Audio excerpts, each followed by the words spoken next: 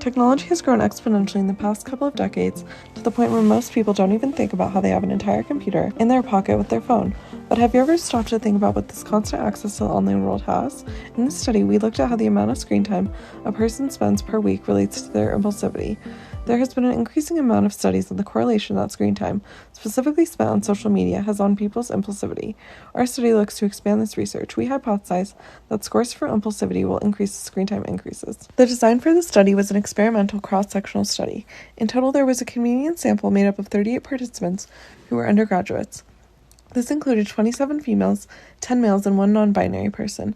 Data was collected through the site toolkit Go No Go experiment, originally created by Gordon and Karmazza in 1982, in which participants were prompted to press the spacebar when presented with the green circle Go and had to refrain from pressing the spacebar when presented with the red circle No Go. Additionally, a survey was used to collect demographic information and quantify hours of screen time. Impulsivity was operationalized by the proportion of correct answers in no-go trials of the experiment, signaling greater inhibitory control. After we analyzed the data using a Pearson's R correlation, we found that there was a weak positive correlation between screen time and proportion of correct no-go trials. As the proportion of correct no-go trials went up, so did the amount of screen time. As seen in this graph, we had results of an R value of 0.20 and the p-value of 0.140. Indicating that the relationship is statistically insignificant, and we therefore fail to reject the null hypothesis. Prior studies have shown there is a positive correlation between impulsivity and screen time, but their sample demographics differed from ours. Tutal et al. In 2021 was conducted in Turkey, and participants ranged from 18 to 65 years old.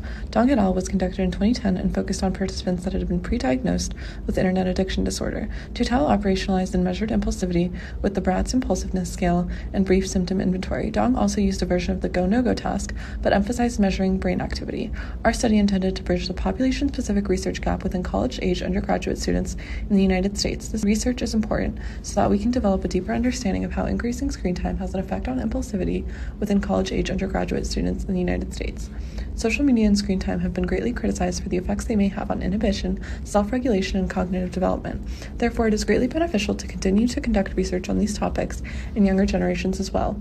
Our study suggests that screen time may not be negative for inhibition in undergraduate college-age students, however, it was not statistically significant.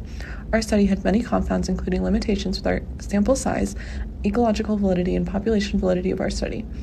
Out of the 38 participants, most were females, which is not representative of the population. Also, the computer-based Go-No-Go task may not resemble real-life situations where impulsivity and inhibition are at play, resulting in low ecological validity. Finally, the construct validity of the Go-No-Go experiment measuring impulsivity was threatened due to the small number of trials. Developmental psychology in the educational field would greatly benefit from the replication of these studies from children to adults.